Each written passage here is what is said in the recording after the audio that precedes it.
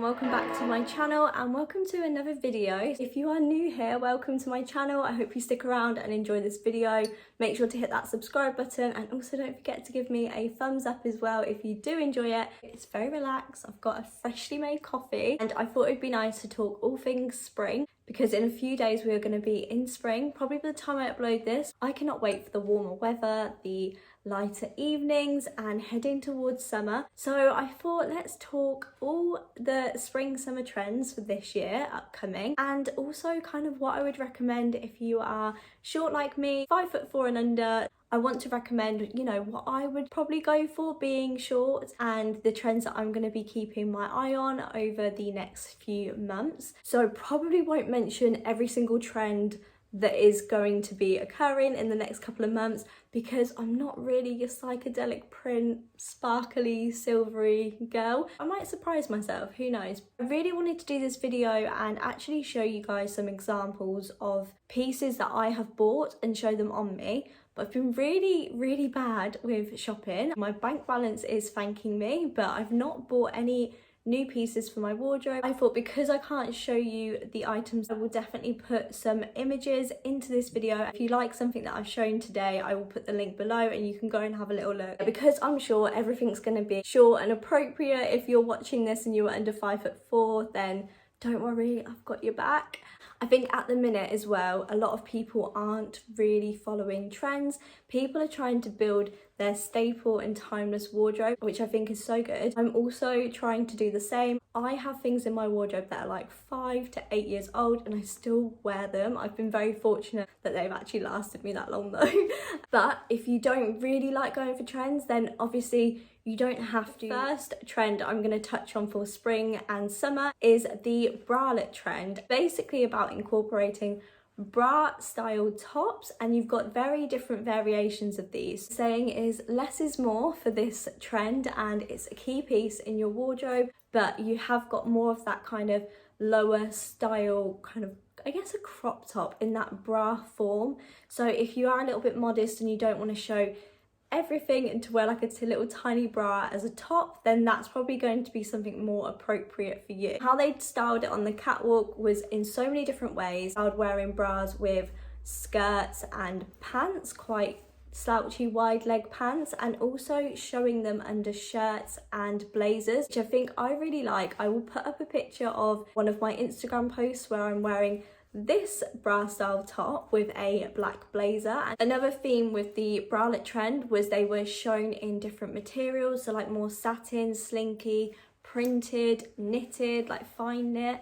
So I will put a few different options of different styles. I think if they're like a stretchy material or they're adjustable, they tend to fit me fine, and I just get a smaller size. I don't personally struggle too much when they're smaller, but I will put an option of a petite one that I did find. So the next trend that I absolutely love, and that is going to be around for spring and summer, is the monochrome trend, which I think is such a lovely trend and it's really easy to jump on. Great if you are, you know, going for the more staple items in your wardrobe, incorporating white and black pieces into your wardrobe, layering creams on creams or whites on whites, working with like different tones to keep it quite monochrome and neutral. Another way of doing this, which a lot of retailers would have translated this trend into, doing monochrome into prints, a lot of ditzy prints or floral prints and patterns into dresses and jumpsuits and like blouses. If you're not fully confident with layering the neutral tones and the palette and working monochrome into your wardrobe that way, then you can just opt for the all-in-one monochrome piece. Another thing that was seen going throughout the catwalks as well was definitely this kind of checkerboard translation, so like checkered dressing. I think it's quite an easy style to be able to incorporate into your wardrobe. It's also, monochrome's always around this trend. You can really, you know, get the wear out of these items. So I'll probably be layering whites with tones of blacks or blacks with tones of whites into my wardrobe. And again, you don't need to actually do monochrome being just black and white. You can do this with any kind of shades of colours. So any of the spring tones that are going to be out this season, you can just have your all-in-ones playing around with the different tones, and then you've got yourself the perfect monochrome. So I'm going to talk about two trends in one. So Florals is going to be big for spring. It always is big for spring. Then you've got the floaty maxi dresses. So you want to stick to your ditzy prints being short because it just doesn't overwhelm your frame and they just look very sweet and flattering. So they work really lovely for petites. Again, we've got maxi dresses as well. The maxi dresses that I saw are all floral dresses. So you can definitely incorporate maybe some florals into a maxi dress. And again, as I mentioned on my petite styling tips, petites can get away with maxi dresses completely, and they are so flattering for us petite bodies as well. When choosing your maxi dresses, just make sure to not have lots of material. You want it to flow and sit really nice down the body. Another one of my favorite trends is definitely the wide leg trouser or the slouchier trouser and jean. The inspiration is basically relaxed workwear. It's become the norm now that the majority of people are working from home. You don't need to dress up, but you still want to look put together. So having more comfort in mind is definitely become a new fashion and trend, and we see this echoing quite a bit into our spring and summer trends, especially in the footwear, which I will touch on at the end of this video. So I'm going to put some examples that I found on ASOS and Bershka, again relating back to being petite. If you are struggling to find your perfect wide leg jean or trouser, maybe opting for the cropped leg in the regular section, which is what I've touched on in plenty of my petite styling videos. Tip I could suggest when going for wide leg, definitely not going too wide and too baggy. You don't want it to be too overwhelming on your frame, as I mentioned a lot in this video. Definitely be mindful when looking for wide leg and definitely go for either cropped in the regular section or find the perfect petite pair. I will be doing some trouser hunting in the next upcoming videos, so hopefully I can help you find the perfect kind of slouchy pair of trousers. So the next trend that I saw coming up a lot was definitely cutout details, and that's echoing throughout dresses and tops, different cutout elements. There's not really much more to say on that, but we'll show some examples now, just different areas of the tops being cut out, and also dresses. You've got like side holes, kind of midriff showing, different styles of cutting parts of the fabric out. I guess it's relaying the less is more message. The ones I'm showing you, I did find these on ASOS, Bershka and Shein. They've got loads. Shein is very well priced as well. So the next one is mini micro skirts. So I'm guessing it means very short skirts. So we've got mini skirts, which is again really good for us petites, because if the skirt's going to be mini on someone else, someone who's taller, then it's definitely going to look like a short skirt on us. But of course, if you do want that really mini skirt, then definitely opt for a petite style mini skirt. Lots of variations of these mini skirts, splits in, and also the tennis skirt is back. It's also good, and I kind of want to touch on this as an overall trend, but the classics are in as well. So if you are not really feeling opting for trends, then definitely investing in staple pieces like blazers and trousers or striped shirts or shirts anyway that are always timeless pieces.